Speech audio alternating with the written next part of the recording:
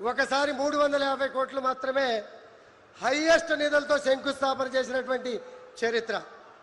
అందుకనే ఈరోజు శేర్లింగంపల్లి కాన్స్టిట్యున్సీకి పండుగ రోజు, ముఖ్యమంత్రి గారు ఒక వరంగా ఇచ్చినటువంటి పండుగ రోజు అని చెప్పుకోవడానికి గర్వపడుతున్నాను. అలాగే ఈరోజు మియాపూర్లో ప్రత్యేకంగా ముఖ్యమంత్రి గారు 2350 కోట్ల రూపాయలు నిధులు, ప్రత్యేక నిధులు, జనరల్ నిధులు అనేవి కూడా వస్తూ ఉంటాయి, పోతూ ఉంటాయి.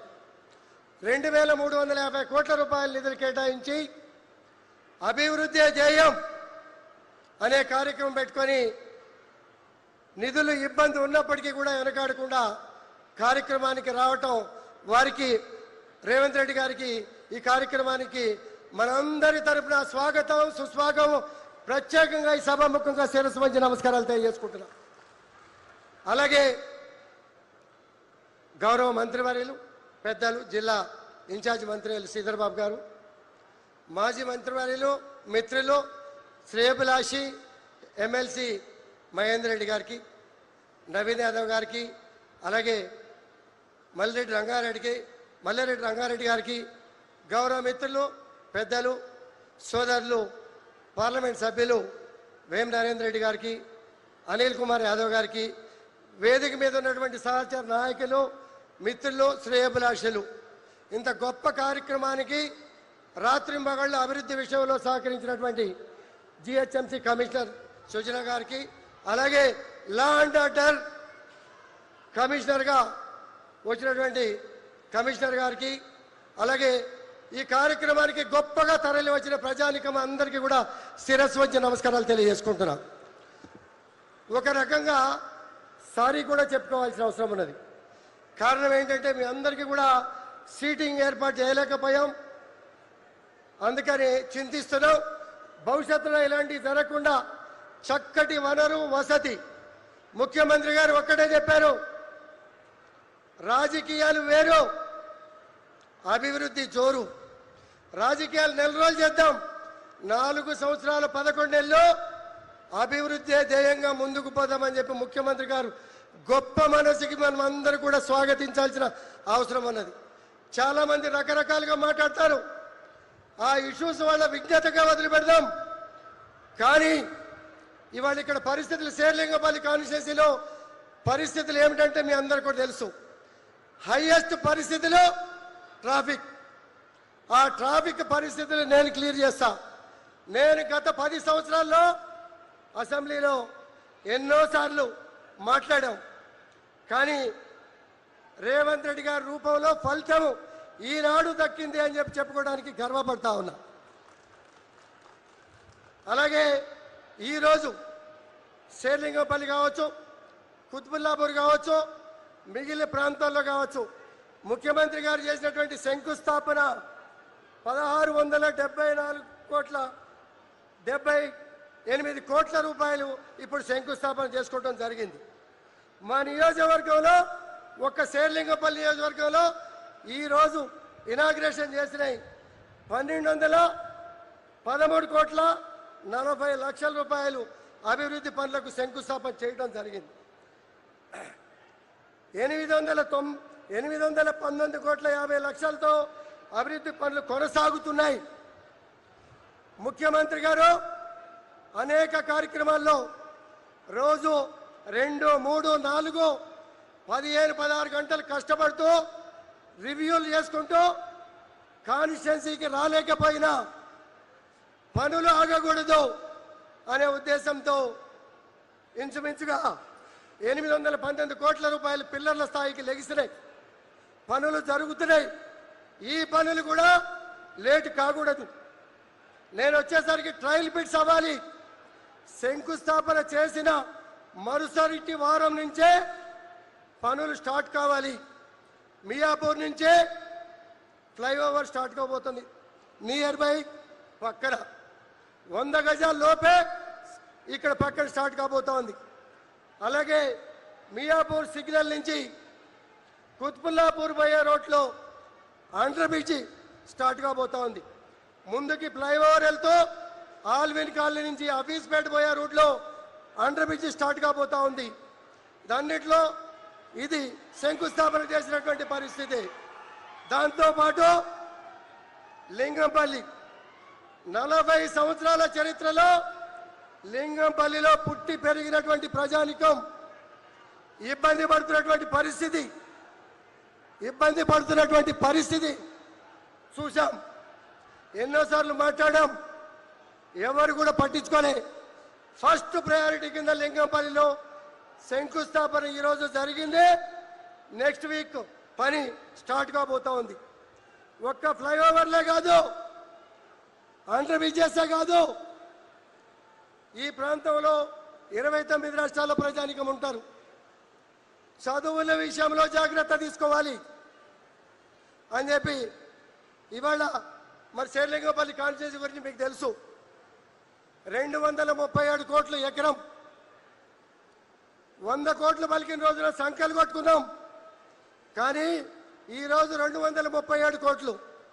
అటువంటి ల్యాండ్నే 10 ఎకరాలు కోడికూత దూరంలో ముఖ్యమంత్రి గారు ఇక్కడ అలాట్ చేసి 200 కోట్ల రూపాయలు కేజీ టు పీజీ కార్పొరేట్ స్థాయికి ఎక్కడ కూడా తగ్గకుండా స్కూల్ కట్టాలి అని చెప్పి ఇక్కడ ఇప్పుడు శంకుస్థాపన చేసుకున్నాం.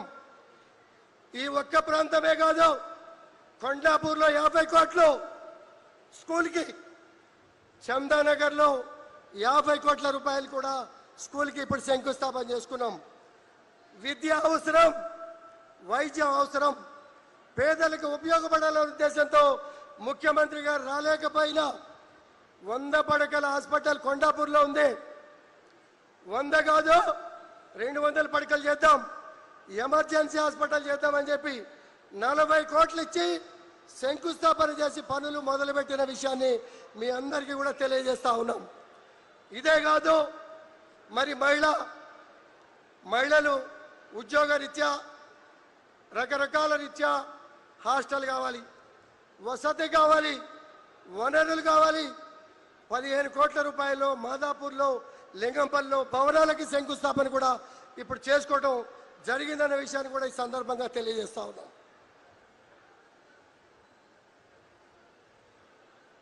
అలాగే మీ అందరికీ కూడా తెలుసు, ఖానామేట్ 7.5 ఎకరాల్లో 161 కోట్ల రూపాయలతో కమిషనర్ గారి ఆఫీస్, దానిలో ఇక్కడ గెలవబోయే కార్పొరేటర్లకి కౌన్సిల్ హాలుతో సహా అన్ని వనరులు, అన్ని వసతులు, అన్ని హంగులతో ఇక్కడ కమిషనరేట్ కావాలి. ముఖ్యమంత్రి గారు ఏం ఆలోచన చేశారు? ఇంతవరకు 50 ఏళ్లలో ఎవరు ఆలోచన చేయలే. ప్రజలకు దగ్గరగా పాలన ఉండాలి. 3 కమిషనరేట్లు, 3 పోలీస్ కమిషనరేట్లు, మరి గొప్ప కమిషనర్లు ఇచ్చారు నాకు. మున్సిపల్గా, పోలీస్ పరంగా కూడా 99 రోజుల ప్రజాపాలన కార్యక్రమం పెట్టారు. ప్రజాప్రతినిధులు, అధికారులు డోర్ టు డోర్ సర్వే చేయండి, గల్లీ టు గల్లీ సర్వే చేయండి, బస్తీ టు బస్తీ సర్వే చేయండి. పోలీసు సిబ్బంది కానీ, మున్సిపల్ సిబ్బంది కానీ, ప్రజాప్రతినిధి కానీ ప్రతి విషయము తెలిసి ఉండాలి. తెలిస్తే ఎప్పటికప్పుడు నిర్ణయాలు తీసుకొని ప్రజలకి గొప్ప పాలన అందజేద్దామనే ఏకైక ఉద్దేశంలో ఈ కార్యక్రమం చేసిన విషయాన్ని అందరూ కూడా గర్వించాలా, స్వాగతించాలా, అభినందించాలనే విషయాన్ని కూడా ఈ సందర్భంగా మీకు అందరికీ కూడా తెలియజేస్తా ఉన్నారు.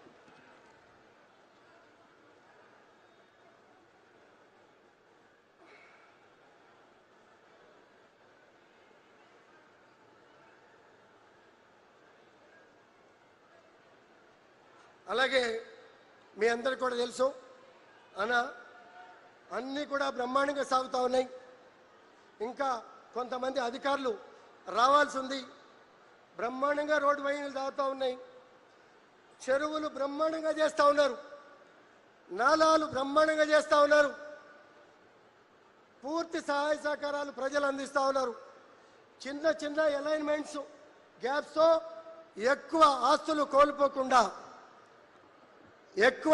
కోల్పోకుండా చిన్న చిన్నటువంటి అలైన్మెంట్స్ డిఫరెన్స్తో ప్రజల సహకారంతో పూర్తిగా ట్రాఫిక్ క్లియర్ అయ్యే విధంగా కూడా కార్యక్రమాలు చేస్తున్నారు. కానీ చిన్న చిన్న సమస్యలు ఉన్నాయి. మరి ఒక 2-3 రోడ్లు మాత్రమే. ఉషాముళ్ళపూడి రోడ్డు ఒకటి పెండింగ్లో ఉంది, లాంగ్ పెండింగ్. 10 సంవత్సరాలుగా అసెంబ్లీలో అడుగుతా ఉన్నా, 10-15 సంవత్సరాలుగా. అలాగే గంగారం దగ్గర ఒక రోడ్డు, అపర్ణ రోడ్డు, మరి అక్కడ 1.5 lakh ప్రజానికం ఉంటే ఆ రోడ్లో ఇబ్బంది పెడతా ఉన్నారు.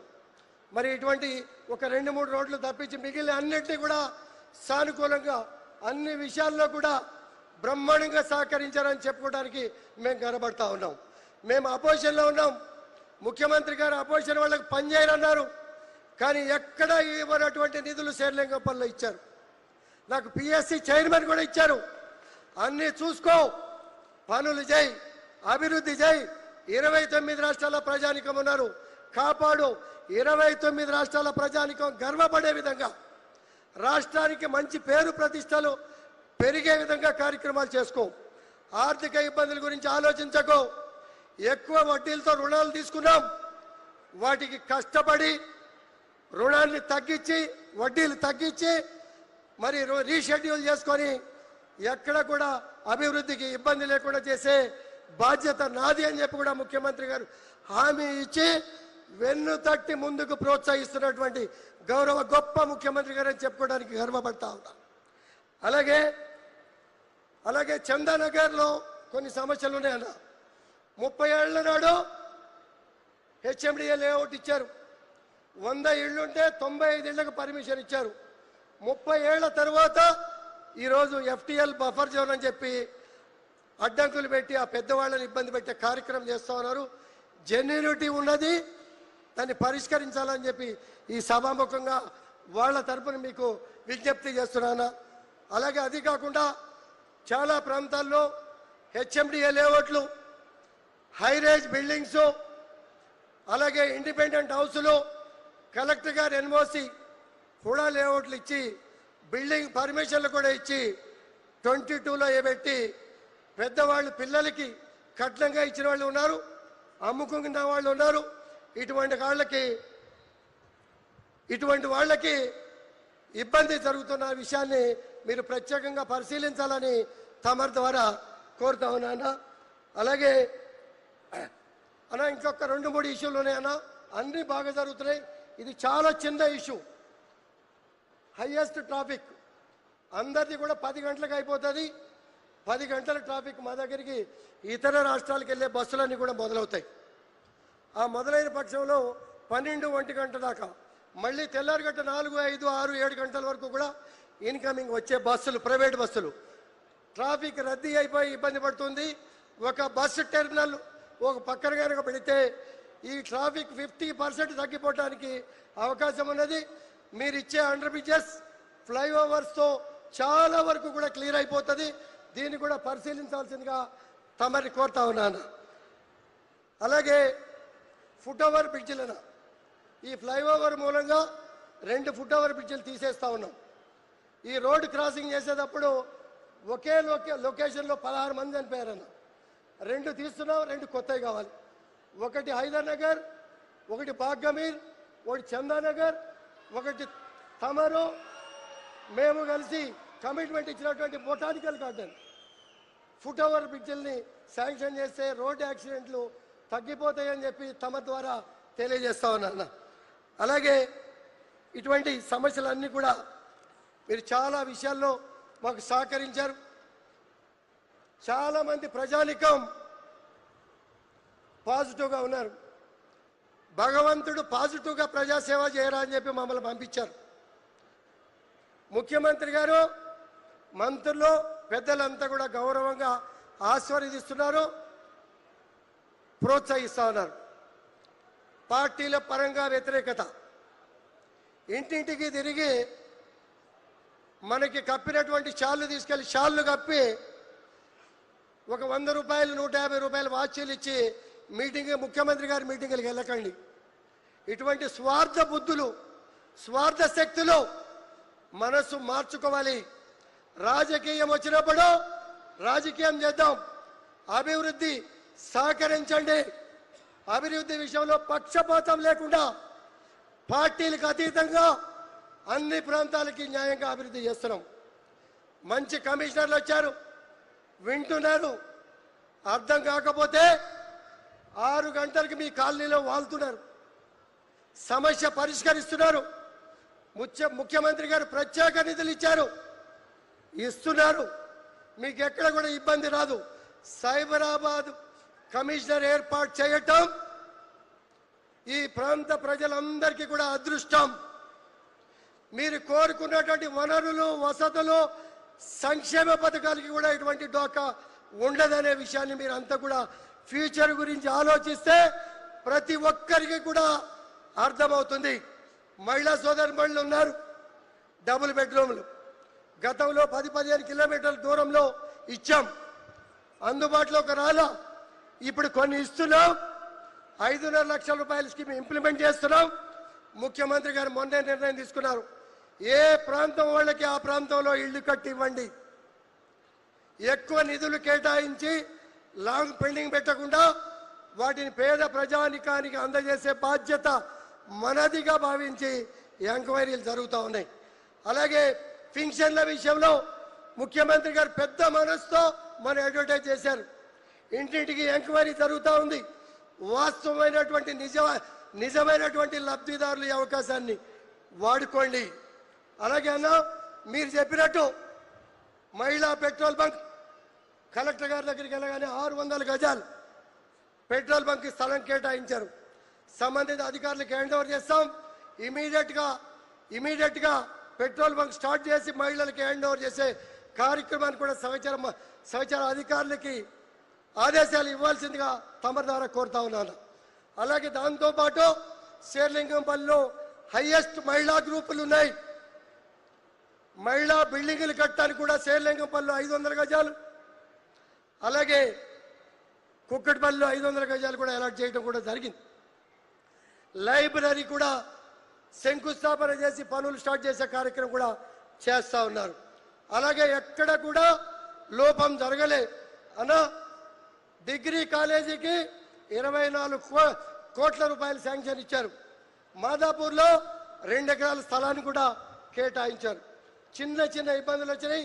కలెక్టర్ గారికి ఆదేశాలు ఇస్తే నిధులు ఉన్నాయి, టెండర్లు అయిపోయినాయి.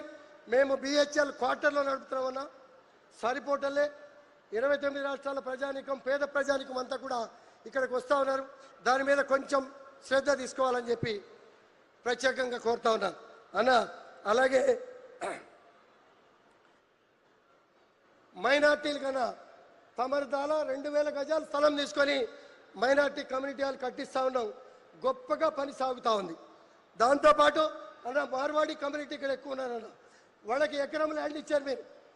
దానిలో వాళ్ళు కన్స్ట్రక్షన్ చేసుకోవడానికి కొంత ఆర్థిక సహాయం 75% మేము పెట్టుకుంటాం, 25% మీరు పెట్టుకోండి అని చెప్పి మార్వాడి కుటుంబ సభ్యులు కూడా ముందుకు వచ్చారన్న.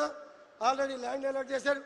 అలాగే అన్న, రాష్ట్రంలో మీడియా మిత్రులు ఎక్కడ ఎక్కువ ఉన్నారంటే శేర్లింగంపల్లి కాన్స్టిట్యున్సీలో ఎక్కువ ఉన్నారు. అన్ని కాన్స్టిట్యున్సీల్లో విలేకరులందరికీ కూడా స్థలాలు వచ్చినాయి. మన కాన్స్టిట్యున్సీలో ఎక్కడికి రాలే. ముఖ్యమంత్రి గారు పెద్ద మనసుతో 1 ఎకరం ల్యాండ్ అలాట్ చేశారు విలేకరుల కోసం అన్న. ఎక్కువ మంది ఉన్నారు కాబట్టి చైర్మన్ గారు విలేకరులు అంతా కూడా నన్ను పిలిపించుకొని మాట్లాడారు. నేను ముఖ్యమంత్రి గారి దగ్గరికి వెళ్తున్నా, రెవెన్యూ మినిస్టర్ గారి దగ్గరికి వెళ్తున్నా, ఇంకొక ఎకరం ఇచ్చి ఉంటే మేము ఖచ్చితంగా మా అందరు కూడా సాటిస్ఫాక్షన్గా సంతోషంగా ఉంటామని చెప్పి విలేకరులు అంతా కూడా చెప్పారన్న. ఇటువంటి విషయాలన్నీ కూడా మంచి పరిణామం అన్న. చాలా విషయాలు మాట్లాడాలి. తమరి మాట కోసం, తమరి శంకుస్థాపన కోసం, తమరి రాక కోసం, ఈ కాన్స్టిట్యున్సీ అదృష్టం కోసం చాలా మంది సంతోషంగా ఉన్నారు. సన్యాసులు ఉంటారు, మనం ఏం చేయలేం. భగవంతుడు వాళ్ళ గీతాల్లో రాసిపెట్టాడు. నవ్వి చక్కగా అభివృద్ధిని కోరుకొని ముందుకు పోయేవాడికి భగవంతుడు చక్కటి ఆశీర్వాదం, మనస్తత్వాన్ని ఇస్తాడు. మనమంతా కూడా పాజిటివ్ మనస్తత్వంతో ముందుకు పోదాం. మంచి పని చేసిన వాళ్ళని ఆశీర్వదిద్దాం. ఇంత గొప్ప నిధులు కేటాయించి గొప్పగా శంకుస్థాపన చేసినటువంటి ముఖ్యమంత్రి గారికి ఈ సభాముఖంగా ఈ ప్రాంత ప్రజల తరపున, నా తరపున శిరస్సంచి నమస్కారాలు తెలియజేసుకుంటూ సెలవు తీసుకుంటాం. Thank you sir. సైబరాబాద్ అంటేనే ఒక టెక్నికల్ ఫ్రాగ్రెన్స్ సాంకేతిక పరిమళ పర్యాప్తి కోసం కృషి చేస్తున్న ఇన్ఛార్జ్ మంత్రివర్యులు శ్రీధర్ బాబు గారు